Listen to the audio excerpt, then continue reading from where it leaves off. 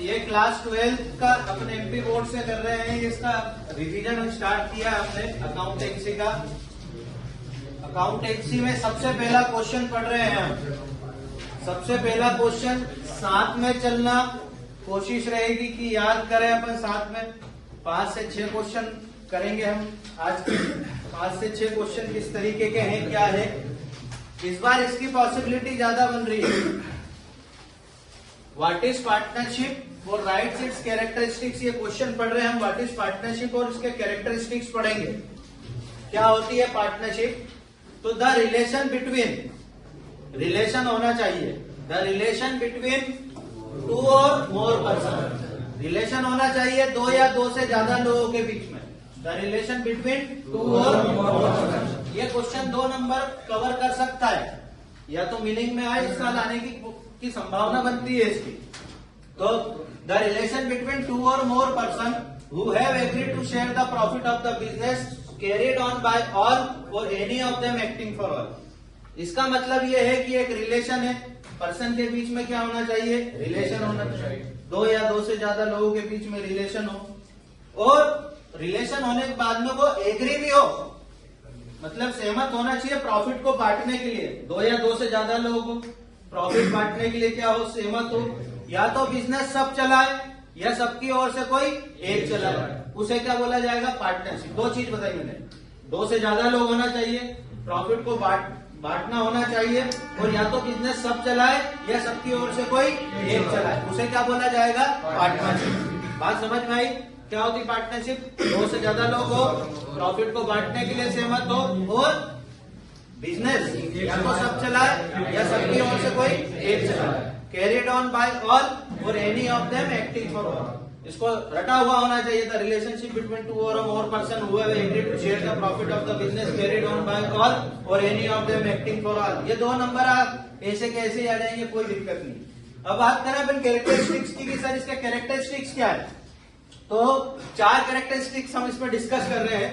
पहला है legal agreement, मतलब पहली बात तो ये है कि जो आपका पार्टनरशिप होनी चाहिए वो क्या होना चाहिए, लीगल एग्रीमेंट होना चाहिए कि partnership is born out of agreement. Partnership का जन्म कैसे हुआ है, agreement. Partnership is born out of agreement. ये फिल इन द ब्लैंक्स में भी आ सकता है कि पार्टनरशिप का जन्म कैसे हुआ, तो बोले सर एग्रीमेंट से हुआ है। आता है कि पार्टनरशिप का जन्म कैसे हुआ, तो एग्रीमेंट से हुआ है। तो partnership is born out of agreement, hence it is necessary that the agreement should be legal और वैलिड। तो आपका एग्रीमेंट कैसा होना चाहिए, लीगल होना चाहिए और वैलिड होना चाहिए। पहली बात हमने क्या बताई कि पार्टनरशिप का जन्म कैसे हुआ है, एग्रीमेंट। और पार्टनरशिप कैसी होना चाहिए, लीगल होनी चाहिए और वैलिड। अपने पार्टनरशिप के बारे में क्या पढ़ा, पार्टनरशिप क्या होती है सर, 2 से ज्यादा लोग हो, एग्रीमेंट हो, प्रॉफिट बांटने के लिए सहमत हो, और सब चलाए या सबकी ओर से कोई एक चलाए, वो तो हो गई पार्टनरशिप। 2 नंबर का काम हो गया। मान लो 4 नंबर में आया भाई, what is right the characteristics of partnership. तो पहला पॉइंट क्या पढ़ा अपन ने, लीगल एग्रीमेंट। बोले सर लीगल एग्रीमेंट क्या होता है, तो भाई बोले पार्टनरशिप का जन्म कैसे हुआ है, एग्रीमेंट से हुआ। तो पार्टनरशिप का जन्म एग्रीमेंट से हुआ है। और आपका बिजनेस कैसा होना चाहिए, लीगल होना चाहिए और वैलिड होना चाहिए। अब कोई इलीगल काम कर रहा है, बोले मैं तो बिजनेस कर रहा हूँ, बंदूक बेच रहा है, तो यहाँ इंडिया के हिसाब से बंदूक बेचना लीगल नहीं है भैया। आपको उसका क्या लेना पड़ेगा, लाइसेंस लेना पड़ेगा। शराबी बेचता फिर रहा चौराहे पे, तो वो लीगल थोड़ी है, वो इलीगल काम है। हमारे इंडिया के हिसाब से क्या है, वो इंडिया के कानून के हिसाब से इलीगल काम है, तो वो व्यापार की श्रेणी में, वो पार्टनरशिप की श्रेणी में नहीं आएगा। Division of profit, profit of the business are divided among the partner. जो प्रॉफिट होगा बिजनेस का वो सब लोगों के बीच में बंटना चाहिए। अब बोले सर एक आदमी ने तो पैसा ही नहीं लगाया, फिर भी उसको आप प्रॉफिट दे रहे हो। बेटा ऐसे व्यक्ति जिसने पैसा नहीं लगाया है लेकिन वो साइलेंट पार्टनर है। साइलेंट पार्टनर मतलब उसने पैसा नहीं लगाया लेकिन आपके साथ में काम कर रहा, हो सकता है कि उसमें आपसे ज्यादा नॉलेज हो, मैनेजमेंट करने की क्षमता हो, आपका पुराना एम्प्लॉय हो, तो आप उसको क्या बना रहे हैं, पार्टनर बना रहे हैं। तो आपको उसको उसका जो भी रेशो उसके अकॉर्डिंग क्या देना पड़ेगा, आपको प्रॉफिट देना पड़ेगा। Partner are not only the entitle for profit but they are also bear the losses. ये केवल प्रॉफिट के लिए ही नहीं, अगर बिजनेस में लॉस हो रहा है तो बिजनेस में लॉस का भी हकदार है। ठीक है, फिर बताएं पार्टनरशिप का जन्म कैसे हुआ है, आपका बिजनेस कैसा होना चाहिए, डिवीजन प्रॉफिट की बात करें तो बोले सर प्रॉफिट क्या होना चाहिए, सब में बंटना चाहिए, भले वो पार्टनर ने 1 रुपया नहीं लगाया। दूसरी बात ये बताई कि केवल प्रॉफिट के समय पे ही नहीं बटेगा, अगर लॉस हुआ है तो बिजनेस में लॉस भी बटेगा। तीसरा point, liability, the liability of the partner are unlimited. मैं फिर बता दूं, जितने भी व्यापार है सबकी लाइबिलिटी क्या होती है, अनलिमिटेड। सिर्फ एक कंपनी की अगर बात करें तो कंपनी की लाइबिलिटी क्या होती है, लिमिटेड होती। बाकी अगर फिल इन द ब्लैंक्स में तो कलम में आता में कुछ भी आए कि भाई पार्टनरशिप और लिखा है अनलिमिटेड, तो किसको टिक करोगे, पार्टनरशिप का जन्म हुआ तो कैसे, एग्रीमेंट, कॉन्ट्रैक्ट अगर या एग्रीमेंट नहीं आया कॉन्ट्रैक्ट आ गया, तो ऐसी कंडीशन में हम कॉन्ट्रैक्ट को लगाए। Transfer of the interest, a partner can not be transfer his or her interest without the consent of the partner. कोई भी पार्टनर अपना इंटरेस्ट, अपने जो भी प्रॉफिट है या उसको जो भी ब्याज मिल रहा है वो कब ट्रांसफर करता है, खुद की मर्जी से कभी भी ट्रांसफर नहीं करेगा जब तक कि सभी पार्टनर का कंसेंट यानी कि साझेदारी मतलब सहमति मतलब परमिशन। जैसे आज मैंने बोला कि भाई मैं जो इस बच्चे को जो है अपना इंटरेस्ट देना चाहता हूँ तो मैं ऐसे नहीं दे सकता, मुझे जब तक आप लोगों से अनुमति ना मिल जाए तब तक मैं सामने वालों को अपना इंटरेस्ट नहीं दे सकता। कंसेंट मतलब होता है सहमति देना, तो सहमति देते हैं। अभी तक हमने क्या पढ़ा ये देख लेते हैं। सबसे पहले पढ़ा लीगल एग्रीमेंट, तो लीगल एग्रीमेंट में ये पढ़ा है भाई कि इसका जन्म कैसे हुआ है, बिजनेस कैसा होना चाहिए, लीगल वर्क। दूसरा पॉइंट हमें याद आया डिवीजन ऑफ प्रॉफिट, तो बोले सर प्रॉफिट ही नहीं लॉस भी बटेगा। तीसरा बोले इसकी लाइबिलिटी क्या होती है, लिमिटेड लाइबिलिटी होती है। Transfer for the interest, transfer हो सकता है, इंटरेस्ट हो सकता है, लेकिन उसके लिए काय की जरूरत है, सहमति की जरूरत है सभी पार्टनर की। तो हमने 4 पॉइंट डिस्कस करे, legal agreement, division of profit, liability, transfer of the interest. Legal agreement, division of profit, liability और transfer of interest. Legal agreement, division of profit, liability and transfer of interest. Legal agreement, division of profit, liability और transfer of interest. शुरू में पढ़ा क्या होती है partnership, the relation between two or more person who have agreed to share the profit of the business carried on by all or any of them working for all.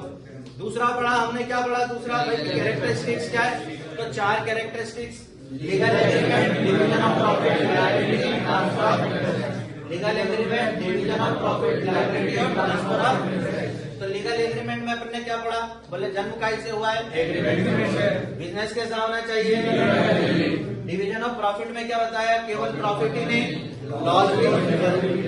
तीसरा पढ़ा अपन ने क्या, लाइबिलिटी क्या होनी चाहिए, अनलिमिटेड लाइबिलिटी होना चाहिए। फिर transfer of interest, a partner can not transfer his or her interest without the consent of the partner. बिना पार्टनर के कंसेंट के आप आपका इंटरेस्ट कहीं भी ट्रांसफर नहीं कर सकते। बेटा कुछ याद हुआ आपको, समझ आया है ना? याद रखना, ना बाबू ना सोना जीवन में, नहीं तो फिर रोना धोना। चल अकेला नहीं तो सीताराम, सोया काम बिगड़ जाएगा। जो लगे हुए हैं कलरबाज है ना, वो कलरबाजी छोड़ दो, नहीं तो सफेद रंग छोड़ना पड़ जाएगा। 12वीं के बाद डायरेक्ट 13वीं होगी, फिर समझे कि नहीं समझे? अगला क्वेश्चन देखो, बोला 12वीं में हूँ तो हो जाएगी तेरी 13वीं जिस दिन रिजल्ट आएगा। पढ़ाई पे ध्यान दे ले जरा, रोज समझा रहा हूँ फिर भी नहीं समझ में आ रही है। रोज समझाता हूँ कि नहीं, देखते हो आप लोग, स्क्रॉल करते होगे तो रोज समझाने की कोशिश कर रहा हूँ फिर भी नहीं समझ रहे, है कि नहीं? समझा भी दिया अभी मैंने, नो बाबू सोना नो रोना धोना, नहीं तो फिर जो है कलरबाजी में रह जाऊंगा। पढ़ते हैं आगे, what is partnership deed. Partnership deed क्या है, एग्रीमेंट। क्या है, एग्रीमेंट। अपन सिंपल भाषा में बोले तो पार्टनरशिप डीड क्या है, एग्रीमेंट है। वो मेरे 2 दोस्त पीछे बैठे हुए हैं, चर्चा कर रहे हैं कि सर ने कितनी अच्छी बात बोली। अपने लायक नहीं है वो बात, अपन उस लाइन के लोग नहीं है, अपन कलरबाज है, रंगबाज। पढ़ लो इधर जरा, समझ लो, है ना? अपन रिकॉर्डिंग पे रहते हैं, दिक्कत नहीं, सब रिकॉर्ड हो दो। अपन अपने क्रिकेट थोड़ी जो रंग बदल दे कैमरे को देख के, क्यों? अपन जैसे बोलते हैं वैसे ही बोलेंगे भैया। पार्टनरशिप डीड क्या होती है ये समझते हैं। पार्टनरशिप डीड नाम ले दूंगा फिर अभी कितने अच्छे डराने के तरीका। अभी नाम ले दूंगा बेटा, अभी पूरा हो जाएगा मामला। 50-100 लोग तो देख ही लेंगे कम से कम। चलो समझो जरा, व्हाट इज पार्टनरशिप डीड और राइट्स इट्स कंटेंट। क्या है पार्टनरशिप डीड और इसके कंटेंट क्या है। तो पार्टनरशिप डीड मैंने बताया क्या है, एक एग्रीमेंट। सिंपल सोबर तरीके से सीखो, कठिन बनाओ मत इसको, है ना।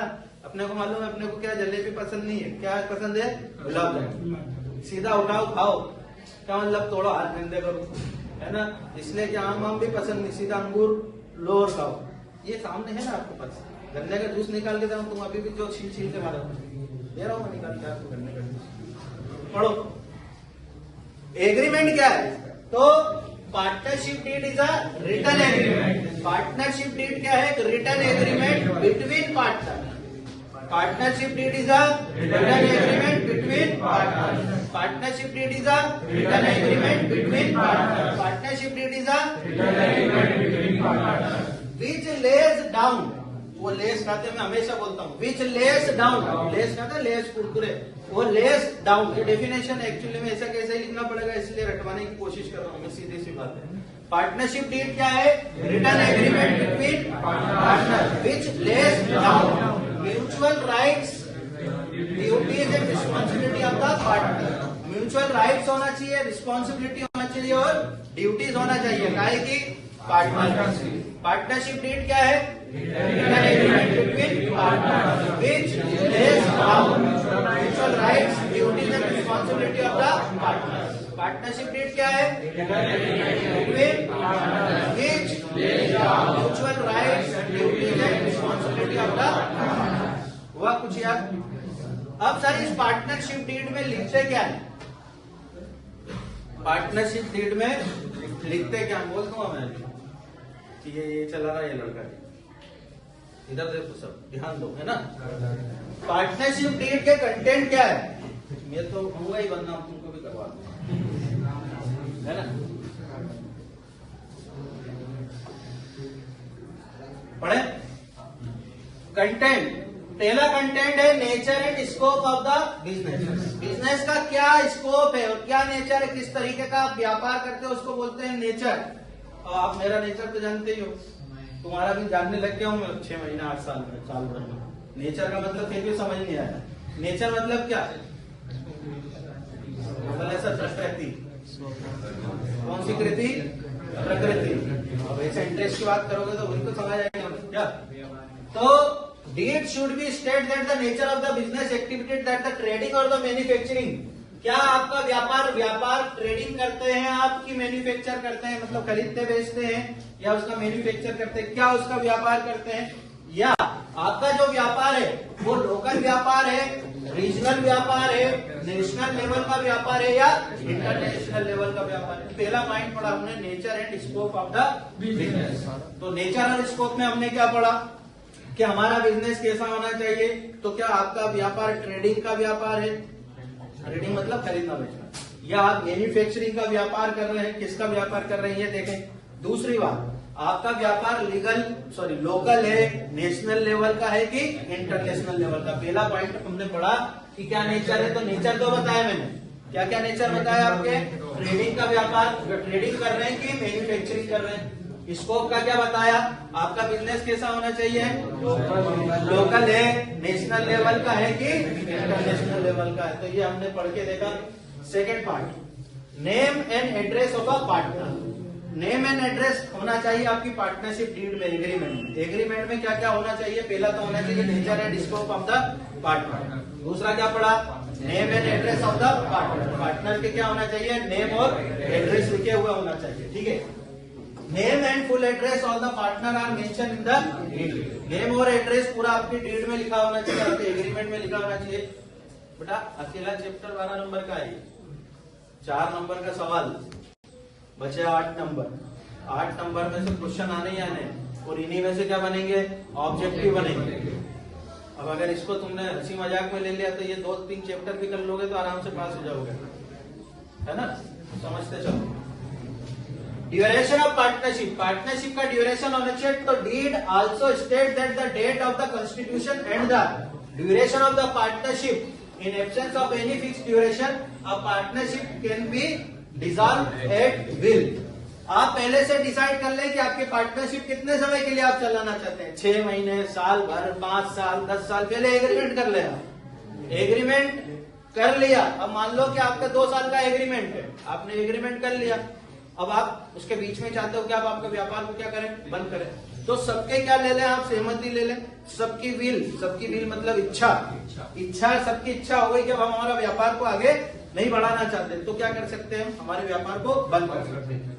Duties and rights of the partner, आपकी पार्टनरशिप डीड में क्या लिखी हुई होना चाहिए, राइट्स और ड्यूटीज दोनों लिखी हुई होना चाहिए। ठीक है,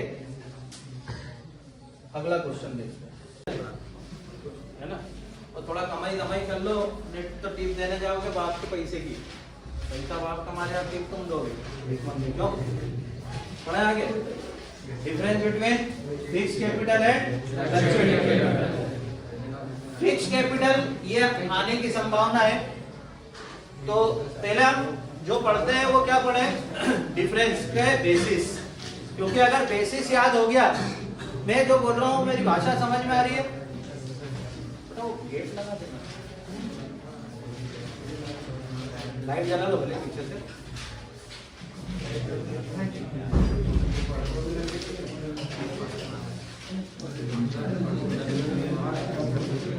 ये पूछूंगा मैं भी, फिक्स कैपिटल और फ्लक्चुएटिंग कैपिटल। तो कैपिटल रिमेन अनचेंज, कैपिटल हमेशा क्या रहेगी, अनचेंज। फिक्स का मतलब ही होता है चेंज नहीं होना, तो इसकी कैपिटल कैसी रहेगी, अनचेंज। जबकि फ्लक्चुएटिंग का मतलब क्या होता है, कम ज्यादा होना, कम ज्यादा। वो वोल्टेज फ्लक्चुएट होता है कि नहीं, तो बोले वोल्टेज फ्लक्चुएशन मतलब क्या, कम ज्यादा हो रही है, तो यहाँ कैपिटल भी क्या हो जाएगी, कम ज्यादा होती है। तो कम ज्यादा यानी कि यहाँ पर चेंज एवरी ईयर। तो वहां लिखेंगे कैसे, वहां लिखना ऐसे नहीं है, मैं हमेशा बोलता हूँ, फिर भी बच्चा वैसे ही लिख के आता है जैसे सामने लिखा है।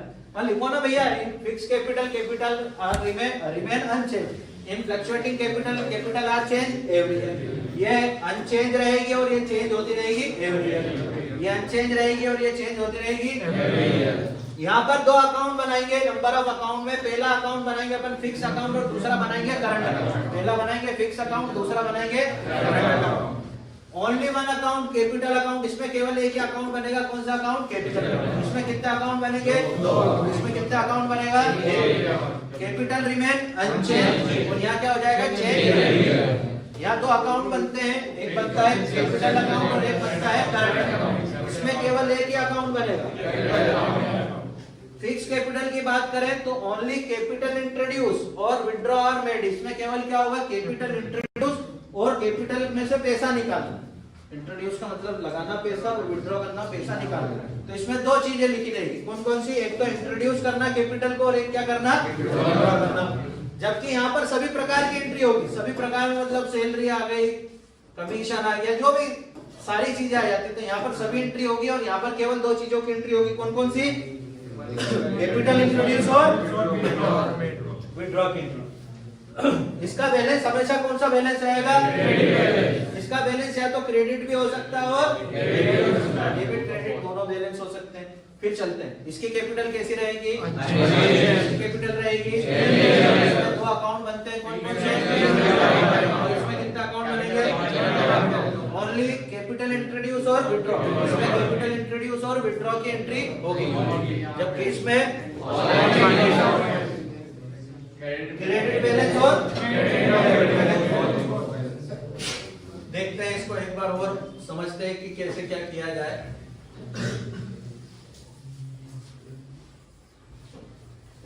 चलो पढ़ते हैं वापस। Fix number of account entries for balance, fix number of account entries for balance, fix number of account entries for balance, fix number of account entries for balance, fix number of account entries for balance. Fix में क्या, change change 2 account होते हैं, fix और एक account होगा, इसमें capital introduce होती है और विड्रॉ, यहाँ पर क्रेडिट बैलेंस और डेबिट क्रेडिट, ये जिनके पास लिखा है कोई दिक्कत है नहीं, है ना। आगे बढ़ते हैं।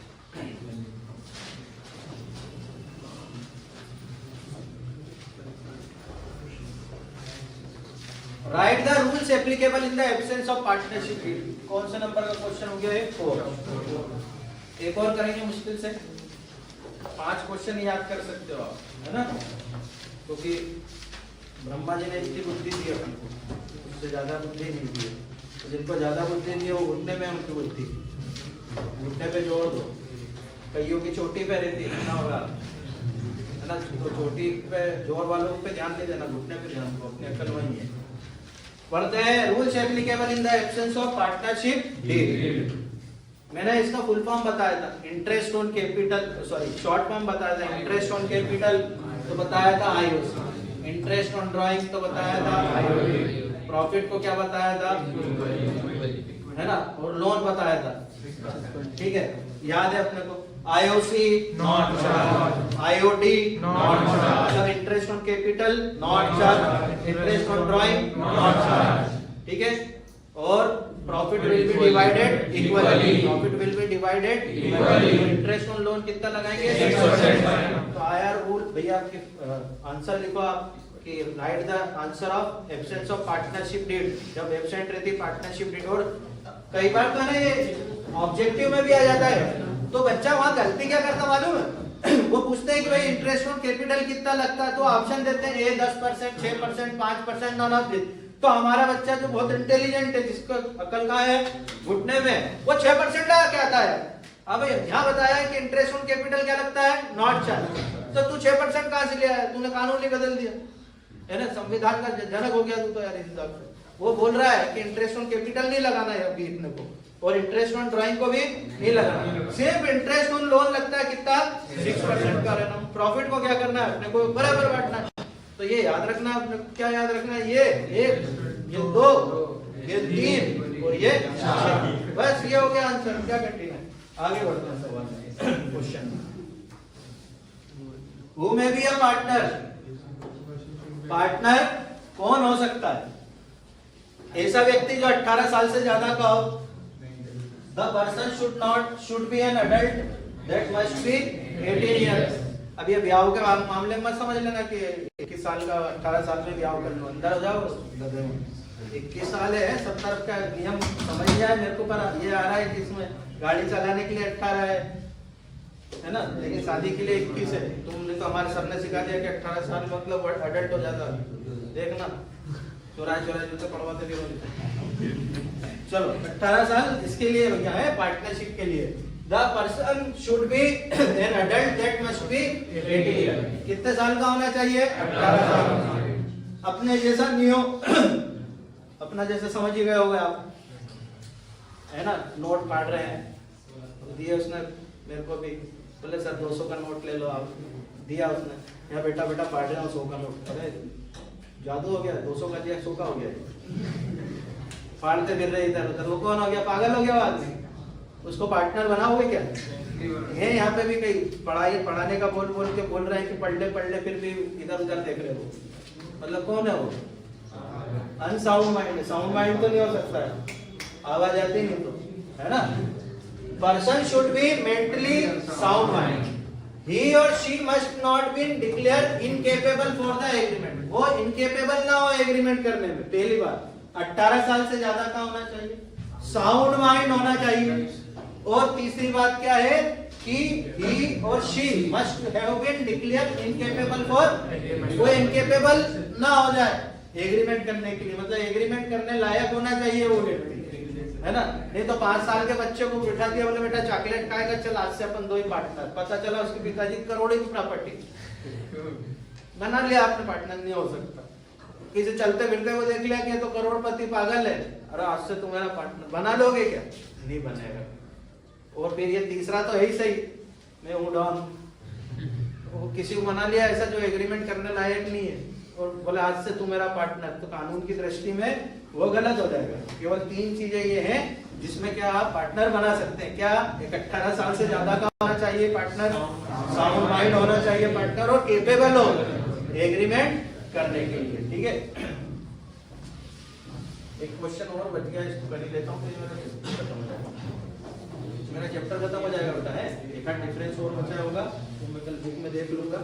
तो ये इस चैप्टर में केवल कितने क्वेश्चन निकल रहे हैं, 6 है ना, और लगेगा तो अपन समझ लेंगे। What is guarantee of profit? Guarantee of profit क्या होता है?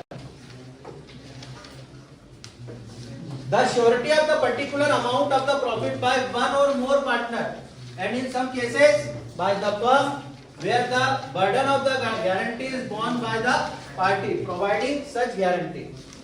ऐसी श्योरिटी दे देना कि तुझे तो इतना प्रॉफिट होगा ही होगा। इस टाइप के हम सवाल भी कर चुके हैं कि एक पार्टनर किसी और दूसरे पार्टनर को क्या देता है, गारंटी देता है। तो गारंटी दे रहा है यानी कि सीधी सी बात है, उसको श्योरिटी दे रहा है, श्योर है कि तुझे इतना पैसा मिलेगा ही मिलेगा। तो श्योरिटी, अगर कोई गारंटी मतलब श्योरिटी दे रहा है काहे के लिए कि पर्टिकुलर अमाउंट, इतना पर्टिकुलर अमाउंट हम आपको प्रॉफिट का देंगे। या तो एक पार्टनर दे सकता है या एक से ज्यादा पार्टनर दे सकता है फर्म का।